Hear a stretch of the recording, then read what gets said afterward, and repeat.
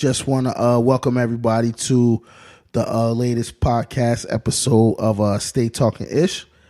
I'm your host, Mr. Barksdale. I got my man Gus in the building. Hello. Today, ladies and gentlemen, I kind of want to touch on the news topic that's been like, I won't say it's a new wave because it's been going on for years. It's really been going on for a lot of years.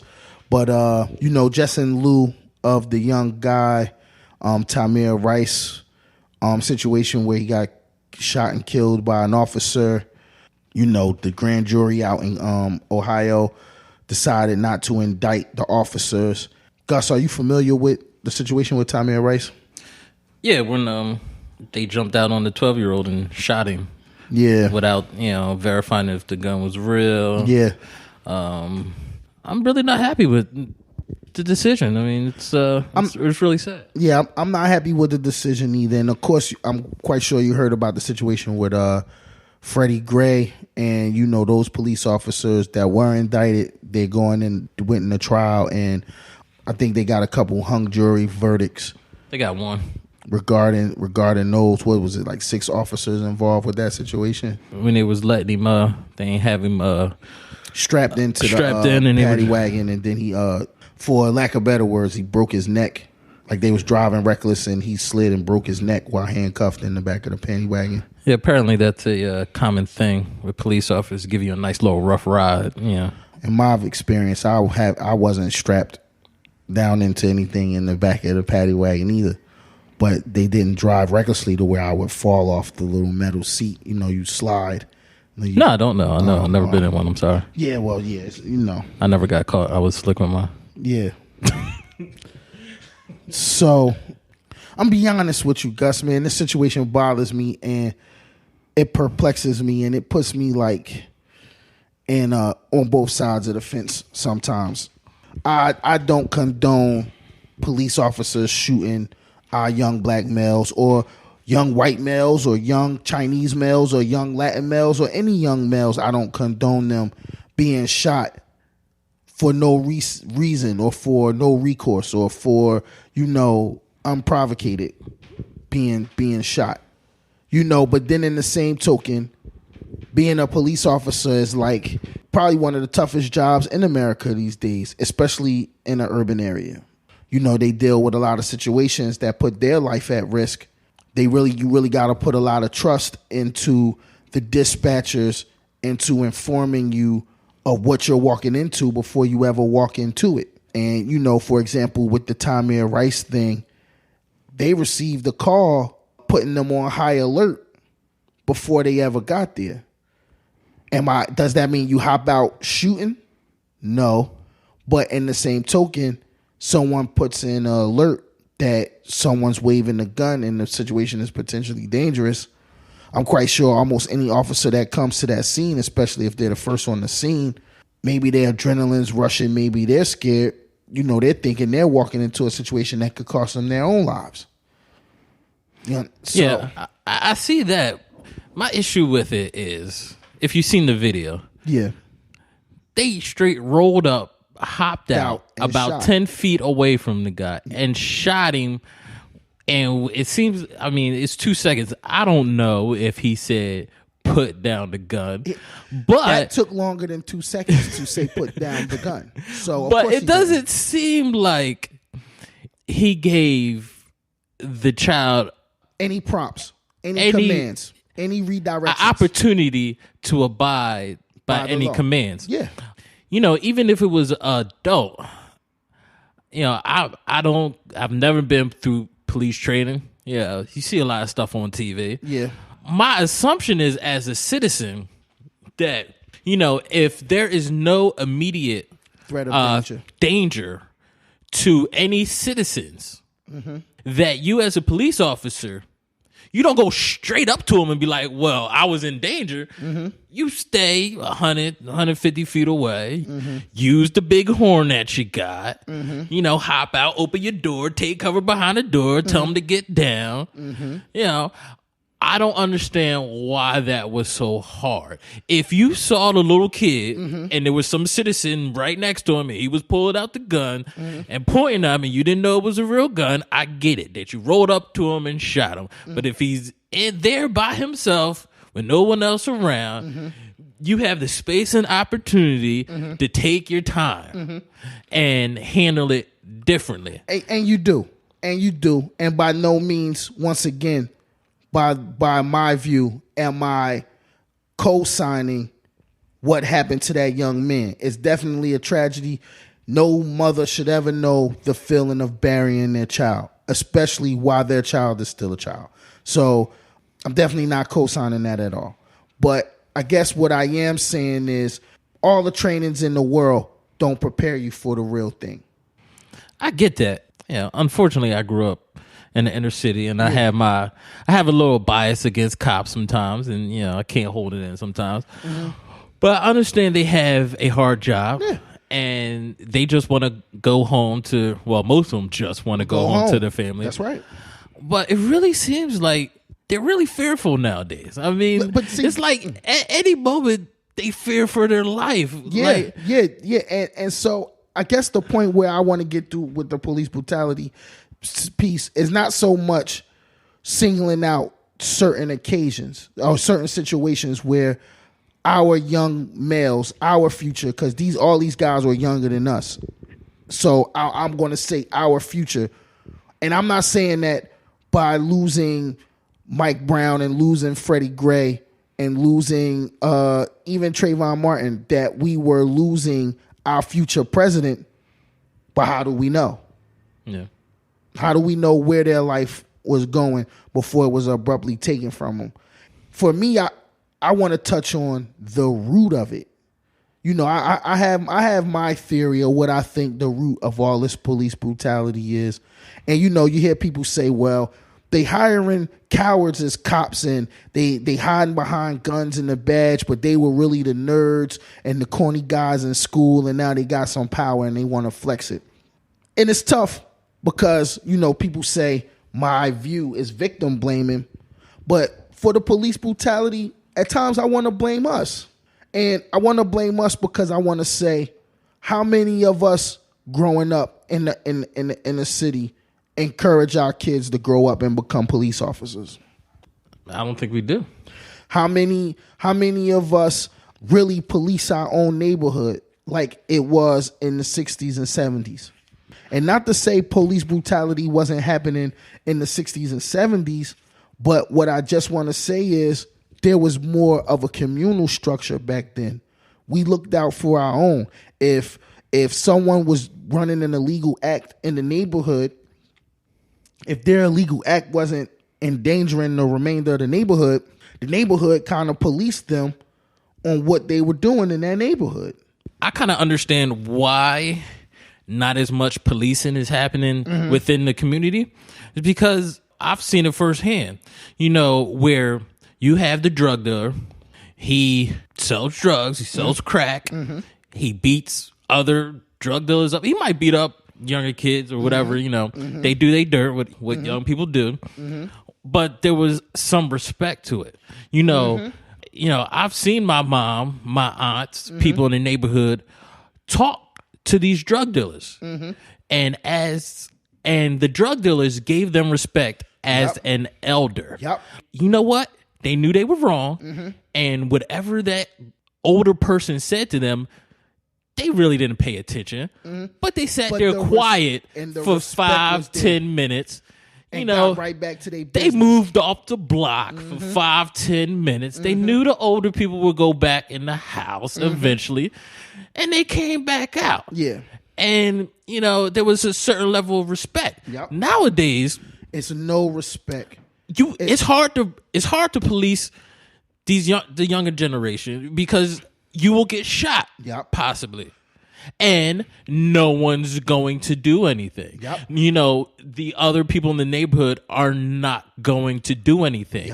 These guys, you could I grew up, there was a group of us and there was other groups, but as my friend, I wouldn't let you disrespect the older people. No. It wasn't funny. Because No. most of the time that might be my uncle, it might be my aunt. The person knows my mom. The person, I look up to that person. Mm-hmm. You know, I understand that they're a regular citizen. They're not into that. So I'm not going to laugh when you disrespect the older person for condemning you for doing wrong. Yeah, I'm not going to laugh at that neither. And honestly, that's the big connect.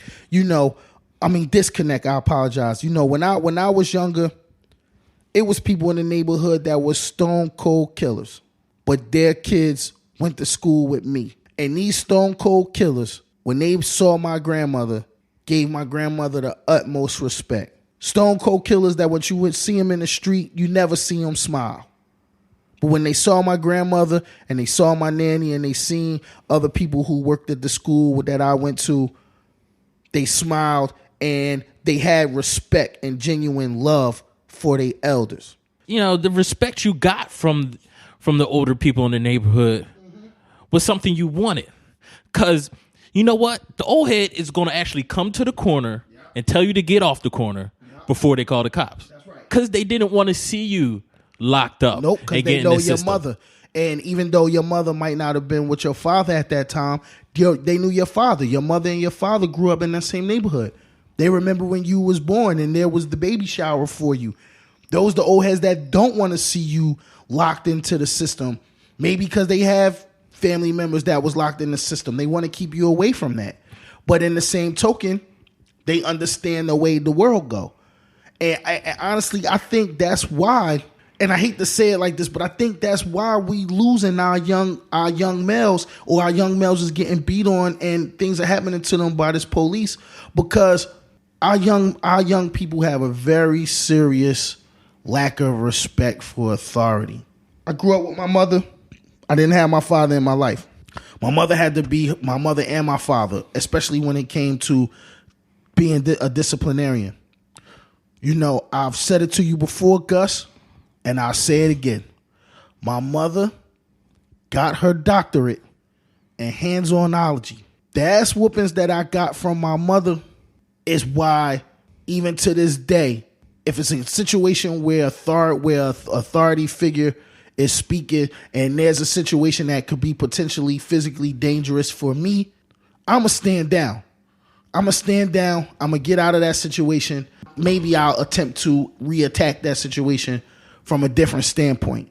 But cops pull you over, I don't care if you got drugs in the car, a gun in the car, whatever. If you don't want to die at that moment, I think you need to think about the right decisions. If not, you leaving your life in the hands of somebody that's not God.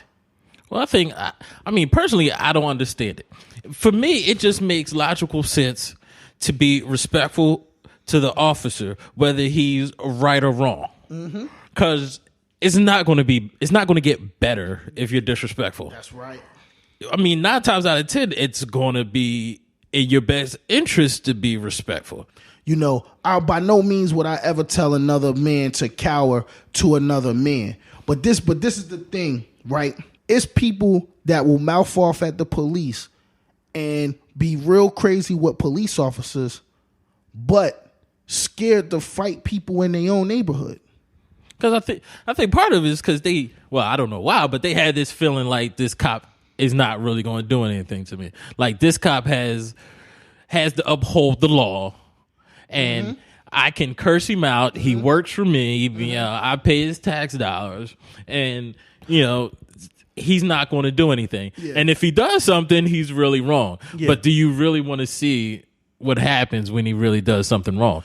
Yeah, because sometimes when he really does something wrong, it could cost you your life, and it's not you fighting for you now. Now it's your family and activists fighting for you. And though the end result has everyone in an uproar, a lot of times no one talks about everything that led up to the final result. I want to say this, and I want to ask this. Do you really think that, especially with a lot of these situations where we are losing our young black males, do you think that the environment that these young black males are coming from is dictating why they're losing their life, or do you really think it's just a big racist thing where all white cops hate young black males? I don't believe all white cops hate black males. Oh, so let me say those white cops hated black males. I don't even think those cops hated black males. I think in our society, we have a group of people that are able to be preyed upon. Yeah. And there's no repercussion. Mm-hmm. Okay, you have these cops who get trained as a military presence. They're given military equipment. Yeah. You train them to act in the style of a soldier. Mm-hmm. They know they can act a certain way with a certain group of people and get away with it. They cannot use these military style tactics. They can't jump out and shoot white people. And I guess I asked that question because I want to be quite honest. Just using situations neighborhoods that we're both familiar with. Police call to 20th and Susquehanna compared to police call to any, one of these suburban blocks in maybe a Delaware County somewhere, maybe like I don't even know the name of any Delaware County cities of suburban cities, but Bluebell, Pennsylvania. Okay, let's just randomly throw Bluebell out there. A police officer called to a street corner in Bluebell for 5 kids standing on the corner being loud, compared to police being called to 20th and Susquehanna in North Philly. I don't even want to single out that block. Any block in North Philadelphia, any block in South Philadelphia, any block in the bottom of West Philadelphia, any block in Philadelphia where it's really an urban setting with young African-American males on the corner making noise. Which situation is potentially more dangerous for those young black males? Me personally, I have to believe that it's more dangerous for that interaction with the police officers and those young black males and on that North Philly block than it will be on that Bluebell block. Well, I think you have to look at it twofold. It's more dangerous for the young black male when he has an interaction with police who come in with a stereotype. That's right. Okay. It's possibly more dangerous for that cop. Yes. Because it just so happens in those neighborhoods more violent crime happens towards police. Or to people in general. Yes. So as a cop coming in, and as most individuals, when they go into a high crime area, they are on guard. They're on guard, and as the young people say, they're on go. Now, personally, I believe there should be, and I'm not a cop, but there should be a way that they can be trained, they can understand that your instinct is to treat them differently. But in your position, you cannot. But I guess my thing is this, and I'm going to be all the way honest. In Bluebell, PA, there's a good possibility that those police officers coming to handle those kids in Bluebell, PA, are police officers that grew up either in or near Bluebell, PA. So to me, and I said this in an argument before with some other people, those police are invested in that neighborhood. They're invested in those children. They're invested in those families. They know those people. They know those people probably for as long as they've been patrolling that neighborhood. When you're dealing with a situation like inner city, some of these police are coming from suburban areas and they wanted to come to the city because they wanted to be a part of more action, or they felt like they wanted to feel like they was really making a difference. So you feel like you want to make a difference, so you want to come and be a police officer in high crime areas. But you're not invested in the neighborhood. You don't want to see the people do better. You want to be punitive. And I think that's the biggest thing with police officers nowadays. And I'm not saying that police officers need to put down their guns and attempt to, protect and serve with restorative justice. But I do think that some of their practices, when you are from the neighborhood, like, if I'm from Philadelphia and I'm a police officer in Philadelphia, and, hopefully in a perfect world, I could be a police officer in the neighborhood that I'm born and raised in Philadelphia. This is my neighborhood. You understand what I'm saying? It might be a difference if you live 3-4 blocks away from these people you have to go out and check out. Yeah. Because if you do something, you got to look at your neighbor like, I just killed your cousin. Yeah. Yeah. Or even if you don't live a few blocks away, but you grew up in this neighborhood, the people know you. When you drive through this neighborhood, you have no problem stopping the police car, hopping out and speaking to people that you know. You have no problem. Like when I was younger, man, growing up, there was police officers that went to high school with my mother. When they saw me on the corners or they saw me walking the streets, they didn't pull over to harass me. They pull over to speak and ask about my mom and ask about my grandma. I seen them do that with numerous kids in the neighborhood. So now when we get older and we 13 and 14 and now we decide we want to be baby Scarface, these are the same police officers that say things to you like, listen, man, I need you to get off this corner. I know your mother. Get off this corner. You understand what I'm saying? These the same police officers that run up on you, pat you down, they might find drugs and money. They're going to toss your drugs in the sewer, take your money and tell you get on. Because they don't want to see you in the system. You understand what I'm saying? That's being invested in the neighborhood. Sometimes you get these white cops and they coming into our neighborhoods. They not invested in us. They don't know our families. They don't know shit about us. They invested in that arrest rate. They're invested in that arrest quota. They're invested in bringing down the percentage of crime in that section of the city or that ward of the city. They're not invested in the people. They're invested in numbers. Invested in ranking up. Yes. So better position, that's better right. money. That's right. So why they're gung ho to arrest everybody. It might seem like we got a lot of people in jail, but for real, a lot of people in our neighborhoods get arrested and then they go to court and the cops did so many things wrong that they walking away from them cases freely.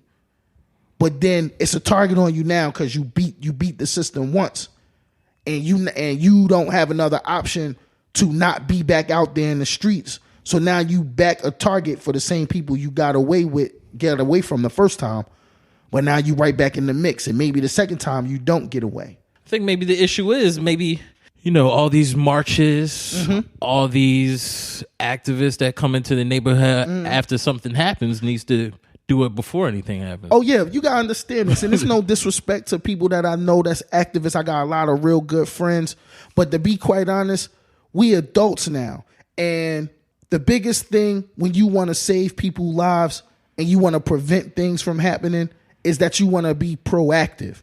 You don't want to be reactive. A march is reactive. A silent protest and everything else that we have been doing, which has been getting us some leeway, but that's all reactive. What are we going to do that's proactive to prevent these things from happening? A wise man told me that prior proper planning prevents piss poor performance. And a piss poor performance promotes pain. So how I relate that to these situations with police brutality is, if we're doing a piss poor job of policing ourselves, we're doing a piss poor job of properly teaching our kids to respect authority, teaching our kids to when to humble themselves, when to be able to stand down, to walk away. If we are doing a piss poor job of teaching our young males to not put themselves in unnecessary life risks, then that we're promoting pain to ourselves. And I know that it's going to sound insensitive to some people, and I apologize. You know, there's fault on both sides, but in some of these instances, these cops look way too ready to do something. I'm gonna say, I mean, they look way too eager to pop off. They've been waiting to pop off. But think about it. If these are the police officers who were servicing the suburban neighborhood where they never got the pop off, action for them was maybe a speeding ticket, maybe getting a cat out the tree, maybe, breaking up a house party that was getting a little bit too reckless. You understand what I'm saying? That was action for them. They get to come into the inner city. Now this is real live TJ Hooker. You know what I'm saying? You know what I'm saying? This is real life shit. I'm trying to get in the bush. You know what I'm saying? Like, yo, as Alonzo told my man in training day, like, he trying to become a wolf. Oh, you know what I'm saying? He wants to come out there and get his wolf on. And yeah, they eager to pop. The man who hopped out his car and ran, he should not have been gunned down. You are an officer of the law. You went through police academy. You have to be able to run, I want to believe it's 1.5 miles or 2 miles in under 14 minutes to even get in the academy. Well, what you're referring to is the Walter Scott shooting. Yeah. What I didn't like about it is not just because he shot him while he was running away. In the video, the guy started running. The cop stopped and looked and fired. Pulled out his gun. Got in the stance like, this is what I've been waiting for all my life. Thank you for running, Mr. Black Man. and honestly, he put one foot in front of the other. Took his time. Took his time. Took his sights. Lined them up and took one of us out. And I'll be quite honest. I am not knowledgeable of where his case is at this moment. I'm hoping that he's in trouble. Yeah, I don't think he's getting away with it. I hope that's another Holtz Claw situation where he's crying and wincing aloud in the courtroom. Hashtag roof him. Yeah, roof him. You know what I'm saying? Let's get that. Don't get that twisted. Mr. Barksdale wants to see Tamir Rice's killer get roofed. But, politics and the way that prosecutor handled that out in Cleveland, that's bullshit. I just want to be clear. That's bullshit. And those guys should have been indicted. Gus, we've been on this subject for a while. I mean, I think this was a great cast today. Stay tuned for another episode of Stay Talking Ish. I'm Mr. Barksdale. I'm Gus. Follow us at Stay Talking Ish on Twitter, at Stay Talking Ish on Instagram, Facebook page coming soon. You can go to staytalkingish.com. That'll get you directed to the SoundCloud page where you can listen to this episode, as well as the upcoming episodes. Thank y'all for listening, and peace.